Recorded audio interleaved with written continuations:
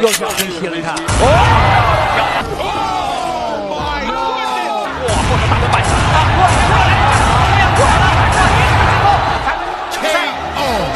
美国2米巨人拳王嘲笑中国人太瘦小，中国大力士冲上擂台，3秒连轰9拳，将其当场打断脖颈，彻底看呆武僧一龙。好，各位亲爱的观众朋友们，您现在正在收看的是一场非常精彩的中美超级大战，没有错，中国大力士大战美国的2米巨人拳王。好，我们看这个家伙，右边的这个家伙长得的确很高啊！赛前这个家伙对着媒体镜头更是当众大放厥词。我实在是搞不清楚中国人为何都像瘦狗一样矮小。这么说吧，就算他们跳起来，也只能打到我的膝盖，而我只需要一低头就可以打爆他们的狗头。面对他嚣张的态度，中国大力士李龙霸气出山。好，我们的李龙才23岁啊，小伙子非常年轻。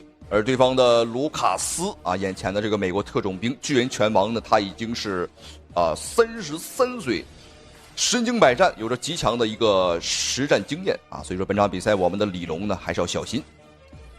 好，我们看一下比赛已经开始，我们仔细看红方选手，红色裤衩中锋选手李龙，蓝方选手蓝色裤衩便是美国巨人拳王卢卡斯。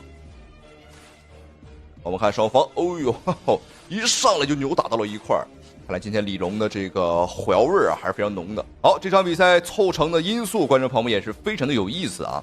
那原本这个卢卡斯呢，原本是来中国挑战张志磊，我们的磊哥，但是张志磊呢是筹备着和乔伊斯打2分战啊，所以说没工夫搭理他，所以说这个卢卡斯就和武僧一龙打了一场，没有想到这个卢卡斯的重拳险些把武僧一龙给打死。所以说情急之下，我们的中国大力士李龙也是霸气出战。那么这场比赛也是为了给一龙报仇，那同时也是维护住我们中国拳坛的荣誉。我看一下双方又一次打内围。那么比赛开始，李龙的这个战术还是非常的明显啊，尽可能的是打中近距离，漂亮，又来了。因为对方的臂展很长啊，所以说打远距离呢我们是要吃亏的。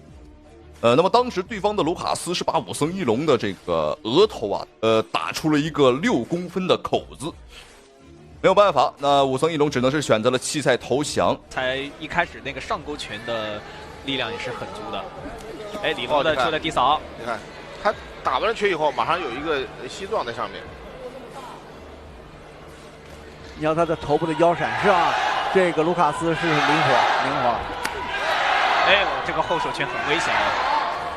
好在这个李龙是特别要做自己的头部的防守。又是一个原地飞膝，是的，原地飞膝被李龙还是看出来了，双手抱架防得很稳。好，我们看比赛第一回合还有最后1分钟的时间。这个卢卡斯的确在身高和臂展上啊，这个优势还是很明显的。但是后半段我们看李龙也是放慢了进攻节奏啊，不着急。因为这个比赛的话是有3个回合的啊。那么一般来讲，拳击赛第一回合都是双方试探的一个阶段。好，漂亮，又来了，再度杀到内围。以小博大的比赛啊，尤其是这种重磅级别的，一定要小心了。因为双方选手都有可能会一拳啊KO对手，这个拳击技术的体现啊。李龙的正蹬，你看这个后手打中，这应该是个后手摆或者后。好在这个李龙抗架能挺强的，对，顶住了。对方也是还以了一个低扫，又想一个原地飞膝，原地飞膝。李龙也是还以颜色。来一个孤颈止膝。好，第一回合比赛结束。好，没有错，观众朋友们，比赛第一回合已经结束，打得非常的精彩。那么在第一回合，我们的李龙呢也是不断的逼近对方内围，让对方的卢卡斯啊发挥不出自己臂展上的优势和身高上的优势。对方在不仅在中国这么狂，据说他在别的国家也很嚣张啊。只要到了哪个国家就瞧不起当地的人。但是据我所知啊，他好像最瞧不起的就是我们中国人，啊，因为他击败了武僧一龙，因为在这个美国流传啊，说武僧一龙是中国最强的人啊，因为他是少林武僧，好，那既然一龙不行，我们就看一下我们的李龙今天到底行不行。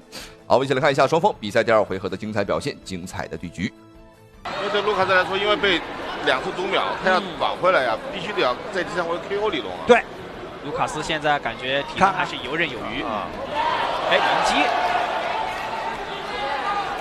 上勾拳打进来了，李龙现在把这个。因为在这个西撞的这个技术环节当中，这个卢卡斯有优势。李龙的话，他不用其实出不用西的话，对，不用跟对方拼西法，对他的西法没有意义。包括直拳，对方西法明显要强过李龙，但是李龙的拳法也比对方更好一些，他的杀伤力更强。杀伤力强。是的，对方这个前手拳还是值得关注一下的。反击挡能力还是不错的。对，李龙熬过这一回合，他还是有很大的赢面啊。只能这么说，因为第2回合他消耗了太多的体能了。现在李龙要把手拿起来，放好头。对，他报价放低，就证明他体能出现很大的问题。又来一下飞膝，他这方面他一飞膝，你只要一防，这个反击就有机会。所以这种大级别比赛可能就是一拳，整场被动，我就一拳就能解决问题啊，只要打到了。你像他那个飞机，你这一看到他一起，我一摁下去，接着一个后手拳就打出来了。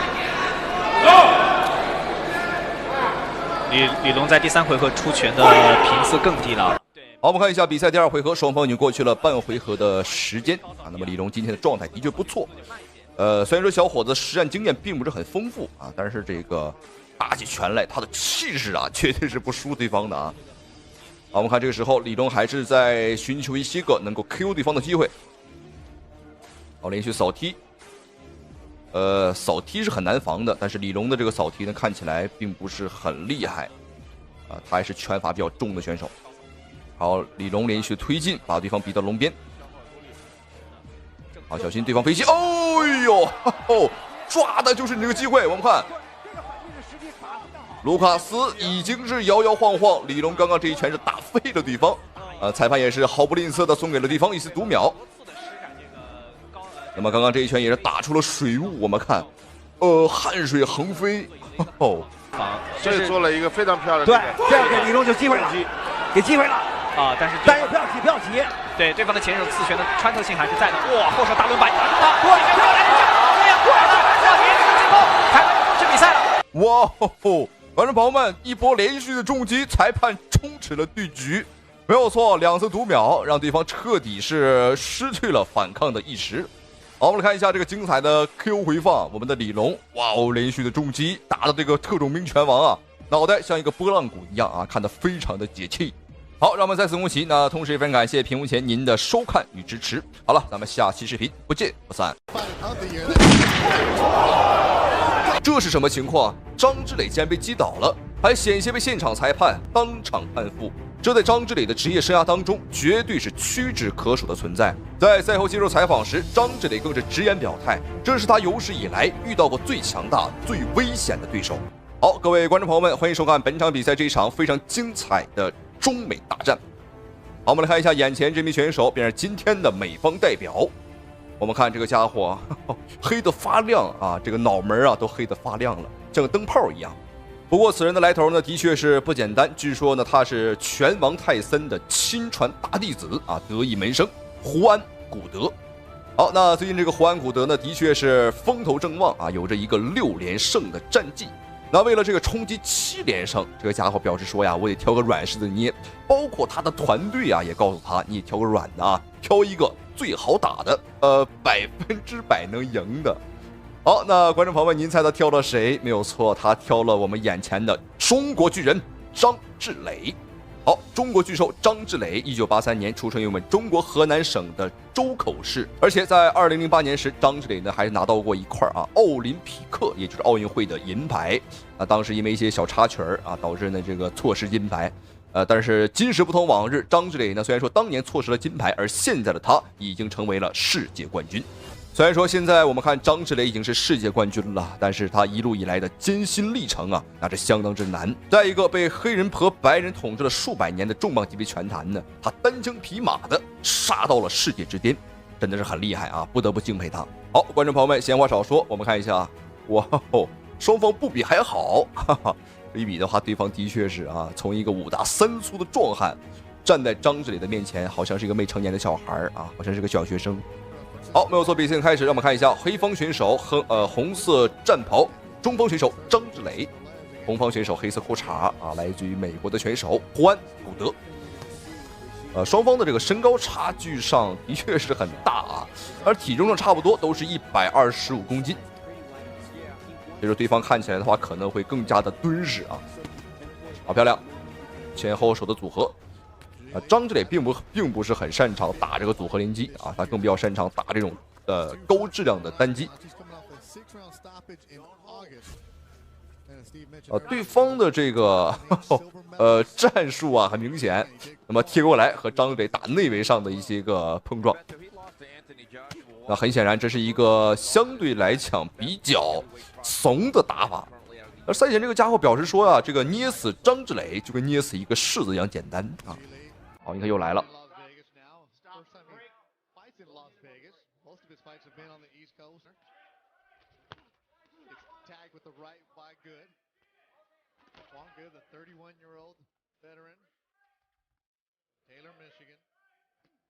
张志磊的这个步伐还是非常的细腻啊。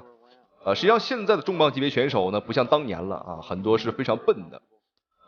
现在的重磅级别选手啊，都是有着非常好的步伐，可能是没有当年打的那么凶狠，但是技术层面上来讲呢，是有所提升了。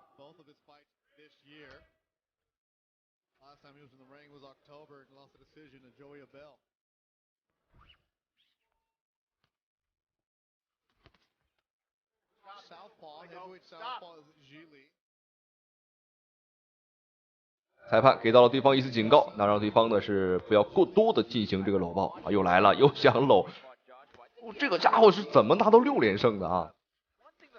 我们现在有点怀疑对方是不是花钱打假赛了。好漂亮，张志磊连续的左手平勾啊，这个拳还是很重的啊。张志磊是个左撇子啊，所以说我们仔细观察他的左手拳更重。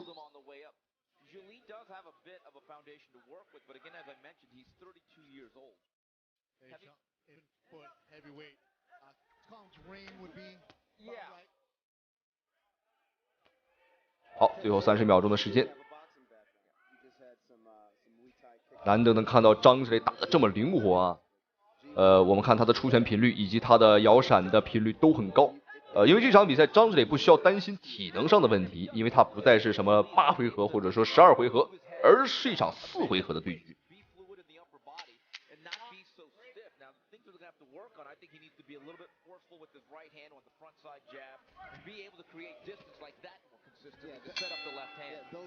好，观众朋友们，比赛第1回合已经结束，非常的精彩。我们的磊哥呢，可谓是火力全开。那以往看张志磊的比赛呢，是循序渐进的，慢慢去打，而今天的话，这有所不同了啊。能看得出来，张志磊的确被激怒了，因为被对方的这个黑人选手当成了2流选手啊，还被当成了软柿子。那张志磊的确很生气了。但是到头来，我们看第1回合对方是丝毫没有讨到甜头，而且被打的也是很惨。那么之前我看到评论区有人说张志磊是不是天生就是个秃子？好，观众朋友们，那这个谣言不攻自破了啊！可以看到张志磊的这个毛发还是非常浓密的啊，只不过后期呢为了打拳方便，也是为了更好的散热啊，所以说把这个头发都给剃掉了。好，接下来看一下双方比赛第2回合的精彩对局，精彩的表现，观众朋友们千万不要错过啊！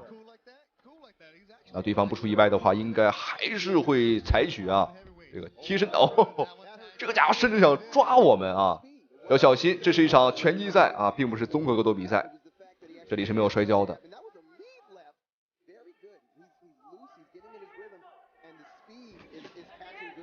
好漂亮，前手的点刺，连续直拳打得很准，连续的锤击。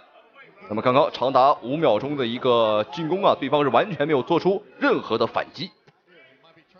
那么这个双方在战力水平上的差距啊，还是很明显。好，又来了。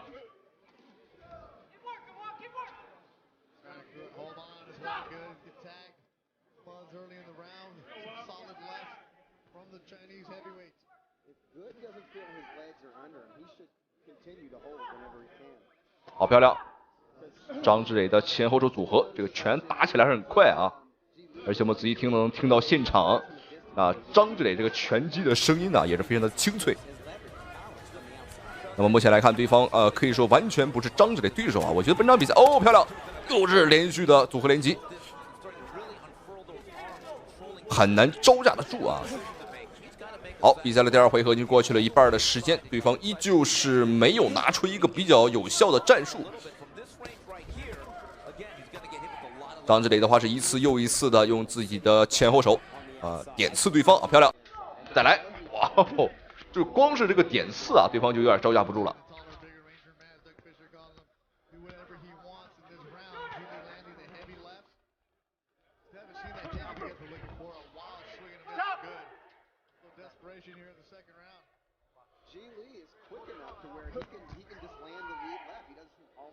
虽然说这里的拳呢的确是非常的重，但是对方的这个抗击打能力啊也的确是非常强。我看已经吃了很多拳了，但是打不倒，而且目前为止的话，并没有任何一次成功的这个读秒啊，或者说击倒。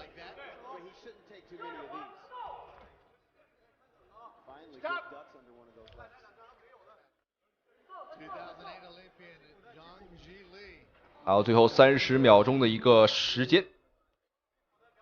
现场的裁判多次的阻拦，也没有给到对方太多的一个好的休息的机会。哇哦，这个声音啊，听起来非常的悦耳啊，很清脆。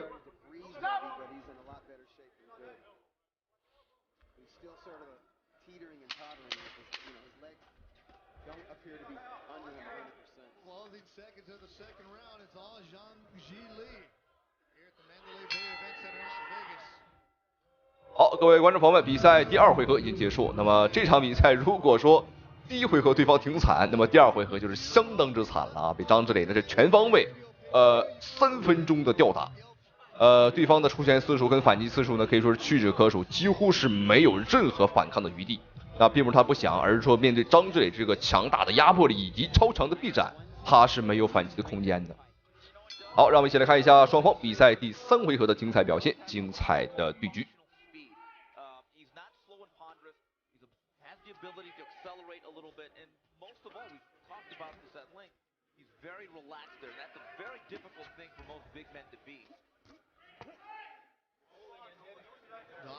对方还是在不断的偷拳啊，那么来到近身之后呢，不断的用击斧和一些个小手段啊、小伎俩来蹭点数分数。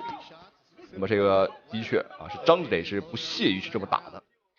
包括我们看，在双方在打到内围之后呢，张志磊几乎是不打对手啊，尽可能先推开对方。但别说啊，对方的这个背影看起来真是有一点泰森的这个意思啊，有点这个身影。但是作为泰森的门徒啊，对方是的确啊学到的东西啊并不是很多。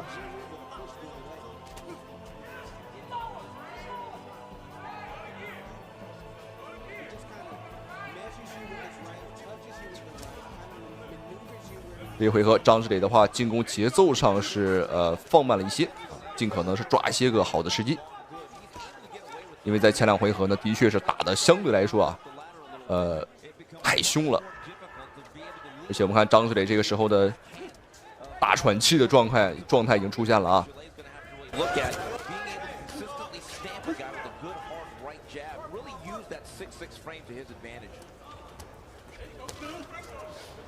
Third round scheduled for heavyweights. I'd like to see some body work from either of these guys, but particularly the heavyweight project, as well as uppercuts. Like when Good is inside like that, I mean, you're kind of trying to throw a half-hearted right uppercut. All we've seen from the Chinese heavyweight is that strong left. Well, Doug, that's one of the issues about being a two-time. 好，最后1分钟的时间。双方这一回合呢打的还是不温不火啊，并没有像前2回合那么凶。实际上重磅级别选手的对局呢，这个出拳次数啊都不是特别多，只是本场比赛张志磊在第2回合啊，尤其是第2回合这个进攻上啊，出拳次数太多了。那么现在的这个状态才是正常的这个重磅级拳坛的较量。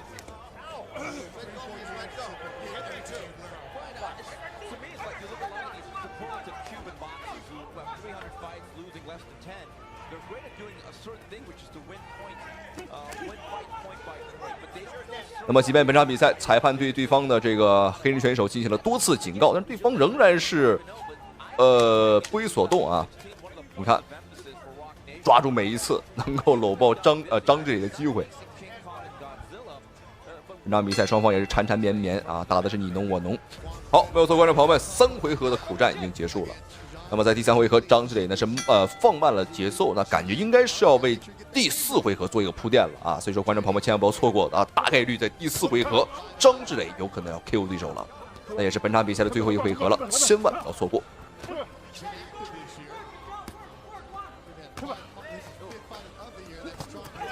哦呦，什么情况？张志磊。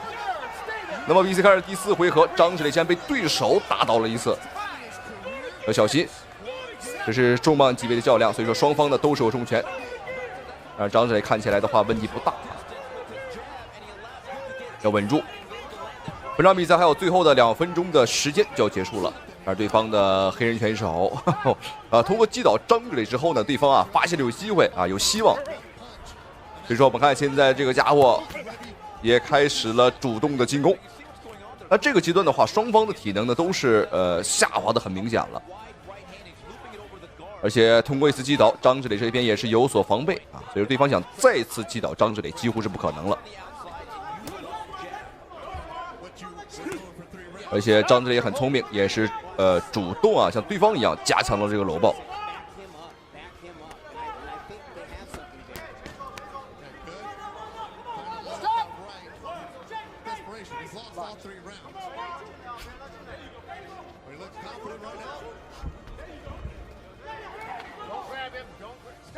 前3回合的话，张志磊呢都是分数上遥遥领先，所以这一回合呢随便打，即便是打得不好也无所谓啊。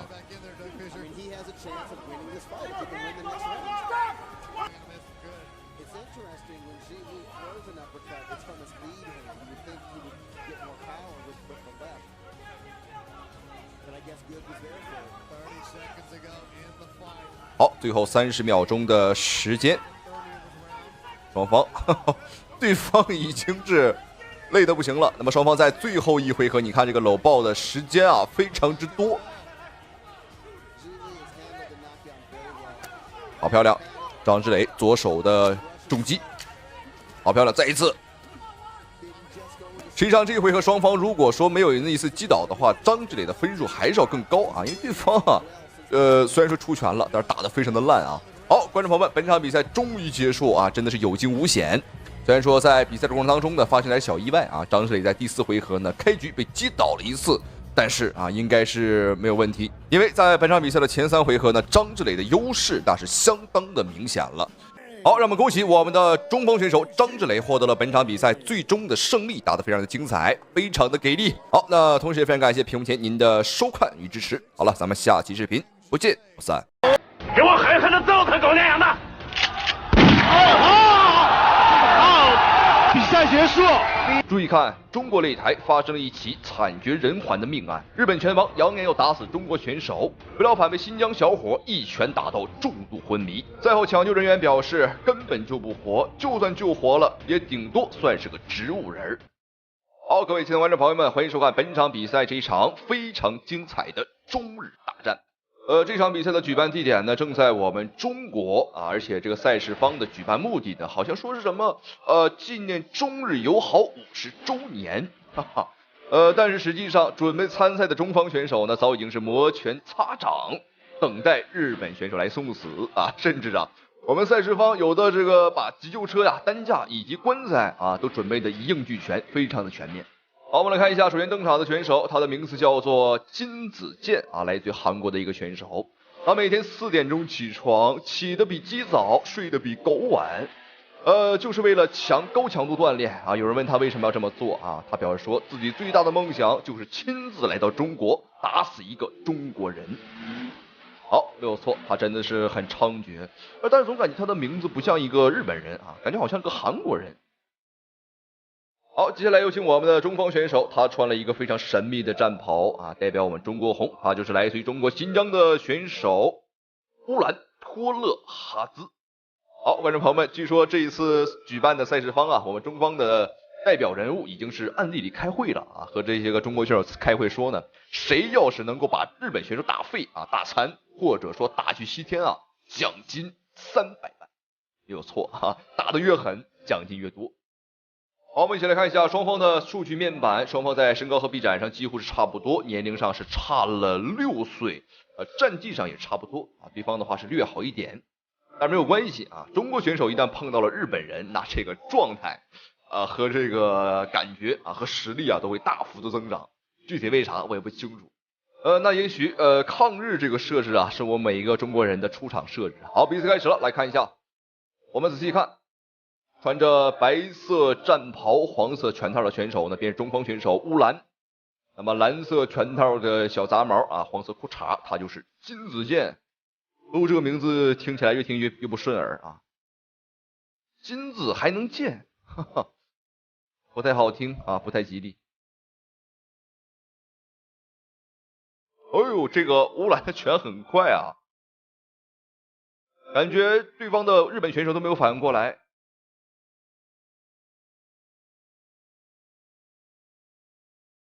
赛前日本选手非常的兴奋啊，他表示说呢，自己最大的梦想马上就要实现了，甚至还准备好了庆功宴。但是这场比赛呢，我还是希望我们的乌兰啊能够拿到300万的奖金啊，哈哈，希望他呢能够打废这个小日本。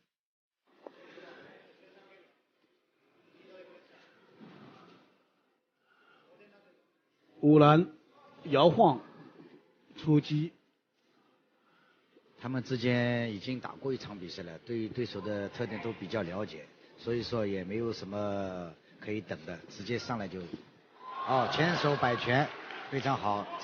在我们中国国内新疆这一块的确有非常多优秀的拳击手，啊，乌兰便是其中之一，而且他还很年轻，才25岁。这场比赛我们看他比赛开始身体上的调动啊，这个反应速度还是很快。日本选手确实比较凶悍。好漂亮！你看对方啊，呵呵，这个小胳膊小腿儿抓不住我们，他的胳膊太短了。数据上跟两人看只差了1公分，但是比赛开始之后啊，真正打起来的时候，感觉对方哪儿都短啊，反正能看得见的都很短啊，看不见的估计也不长啊。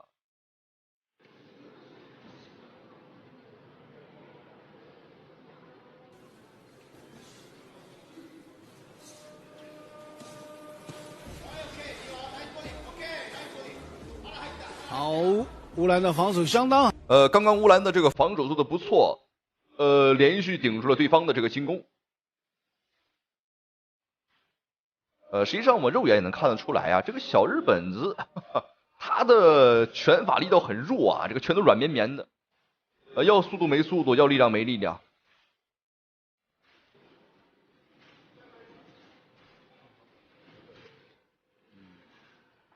拳迷朋友们可关注微信搜索并关注盖世拳王，收看更多精彩拳赛直播。还有比赛还有最后10秒，第1回合马上结束。好，没有错，观众朋友们，比赛第1回合已经结束，非常的精彩啊！两个人也是进行了一个简单的试探啊，还是比较的好看。中日大战那肯定是不能错过了。好，那么双方在第1回合也是打得难分难解，但是当然啊，这只是一个简单的试探，接下来的比赛第2回合才是真正抗日大战的开始啊！因为这个我们的乌兰对对方的日本选手的打法跟风格啊也了解的差不多了啊。一般来讲，拳击赛事当中啊，第1回合都是热身赛啊，也是双方选手啊熟悉场地、熟悉对手的这么一个回合。好，看一下我们的乌兰在第2回合会有怎样的表现。那么裁判啊，他的教练告诉他呢，你应该反击了啊，你应该主动去进攻，多打摆拳和勾拳。第2回合开始。好，首先乌兰发动进攻，左直拳点刺。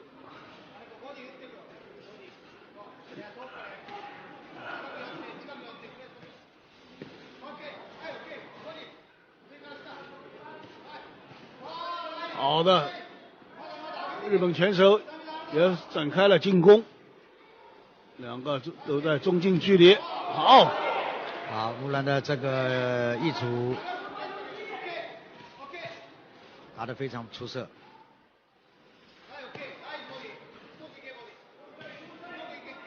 双方你来我往，大家不甘示弱。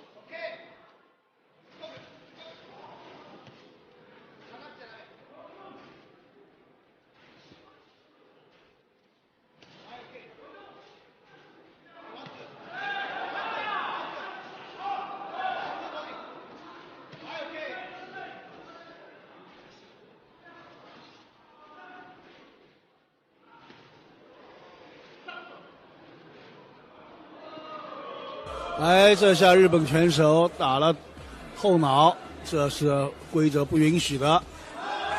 好，这个比较清晰有效的直拳。好，比赛的第二回合已经过去了一半的时间。那这一回合的话，我们看小日本子他的进攻上啊，这个金子健打得非常的凶啊，但是乌兰的防守啊，还是我们说的做得很不错啊。哎，打晃了。有效果，连续的重击勾拳，哎呦，前手后手的平勾，结束了。我们看日本选手金子健这个时候躺到了地上不动弹了，一动不动，赶紧去宠物医院请医生来啊！这个动物的生命也是条命啊，该救得救。而且这是我们中国擂台，我们毕竟啊还是不想要发生这种命案。好，非常精彩，我的天哪，打得太快了。看来今天乌兰这300万的奖金啊，应该是要拿到手了。可以看到都很兴奋，但是乌兰的话面无表情，甚至不想这样去看一眼。那么赛前日本选手说自己最大的梦想呢，就是要打废一个中国选手啊。但是今天他和乌兰的这场对局，我觉得有可能会成为他人生当中啊最后一场比赛了啊，真不好说，因为你刚才真的是一动不动了。哦，这是什么东西？这不是担架，好像是裹尸袋啊，包尸布。好，再次恭喜乌兰。那同时也非常感谢屏幕前您的收看与支持啊。好了，咱们下期视频，观众朋友们不见不散。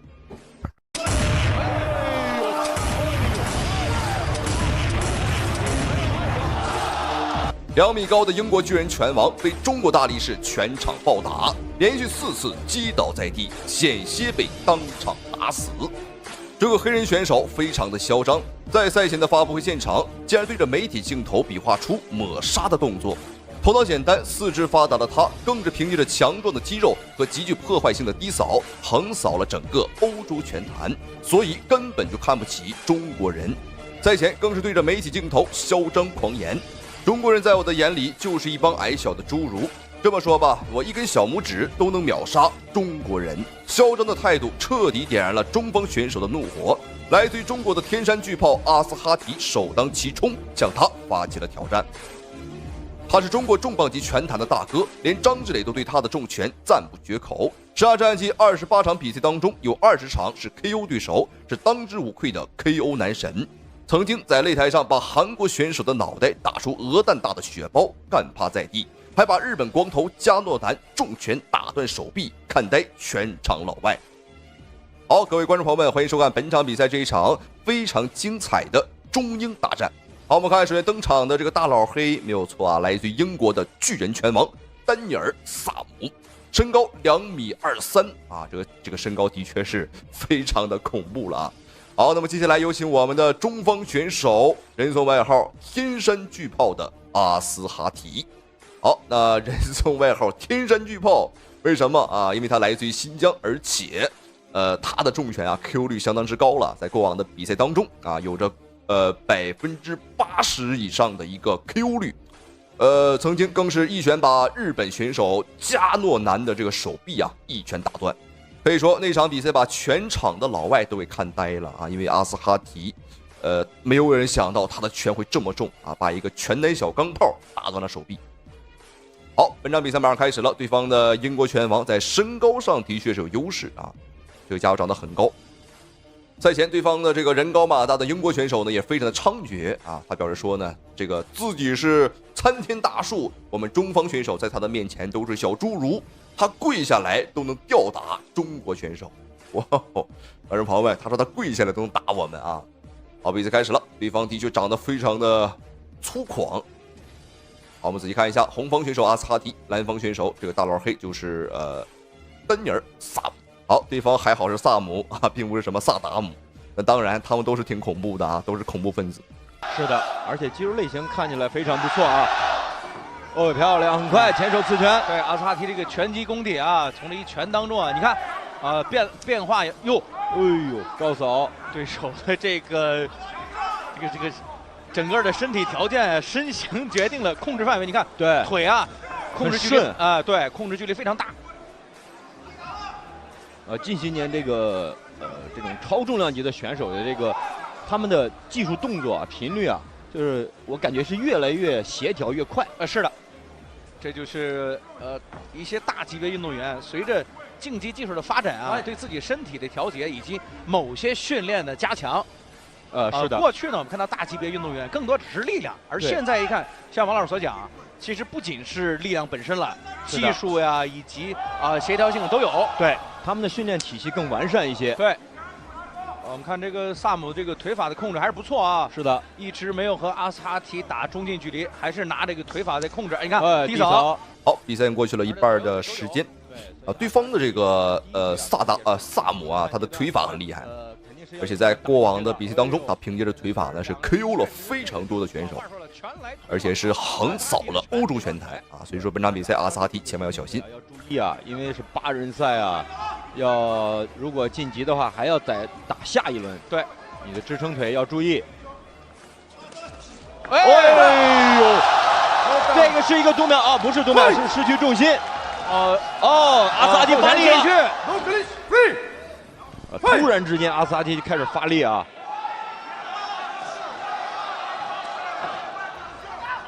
在去年的晋级赛里面，阿斯哈提是被去年的冠军伊拉基一个高扫啊，对，重击，非常意外啊！对，高扫是。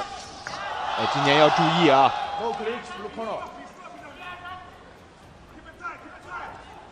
这丹尼尔·萨姆啊，还是要把距离控制住啊，不要轻易让阿斯哈提进去。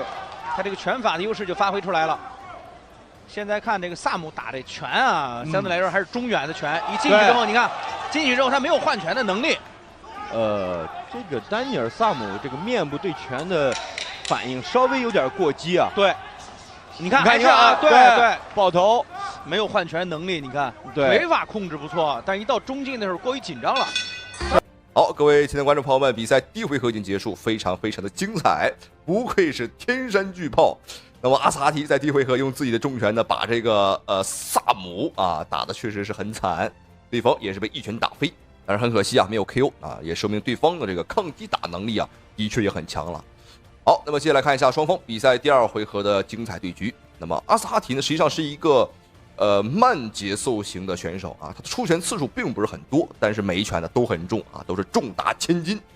我相信拳王泰森啊都不敢说他的拳比阿斯哈提重。好，来看一下双方比赛第2回合的精彩对局、精彩表现啊！观众朋友们，如果你也支持中方选手，你也支持阿斯哈提啊，请您千万不要错过。好，看一下第2回合双方的表现。比较小心啊，对方的这个腿法的进攻频率还是很频繁。双方就是一个拳法高手啊，对战一个腿法高手。我们可以看这个阿斯哈提几乎是能不出腿啊，尽量就不出了，把这个大部分的体能还是留到拳法上。漂亮，刺拳打准进去。哎呦，这个丹尼尔·萨姆这样不对呀。对。怎么打拳的时候只能是？你看这样就危险了。对。